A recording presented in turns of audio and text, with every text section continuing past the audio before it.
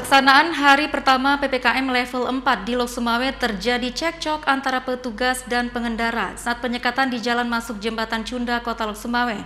Keributan pengendara dan petugas terjadi karena pengendara tidak dapat memperlihatkan tanda bukti vaksin.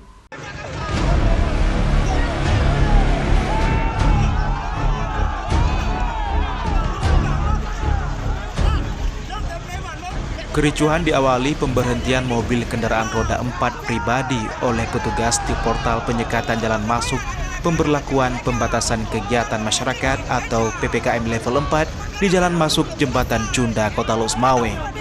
Pengendara terlibat cekcok mulut dengan petugas akibat marah diberhentikan tiba-tiba, tidak diberi izin masuk ke pusat Kota Lok Sumawe.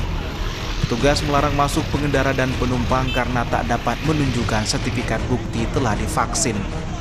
Akibat kejadian tersebut, jalan masuk ke pusat Kota Lok Sumawe macet, sehingga masyarakat lainnya pun memaksa memindahkan pagar pembatas penyekatan tersebut.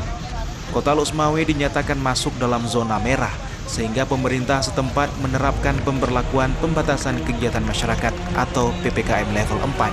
Kepolisian bersama TNI Polri serta unsur Musbida lainnya melakukan penyekatan di 4 titik dengan membangun posko. Bu, dari pertama ini? Ya, jadi pada hari ini kita melaksanakan kegiatan penyekatan khususnya bagi masyarakat yang akan memasuki Kota Lok Sumawe.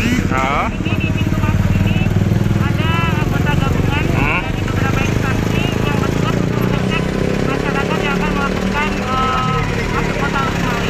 Ini ada disuruh balik arah, kenapa Bu? Ya, jadi untuk bisa masuk ke Kota Lok Sumawe kita persyaratkan sudah melaksanakan vaksin.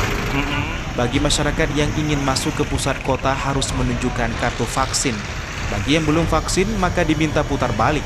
Penyekatan akan berlaku 24 jam sejak 30 Agustus hingga 6 September mendatang. Dari Lok Sumawe, Muhammad Jafar Yusuf, iNews melaporkan.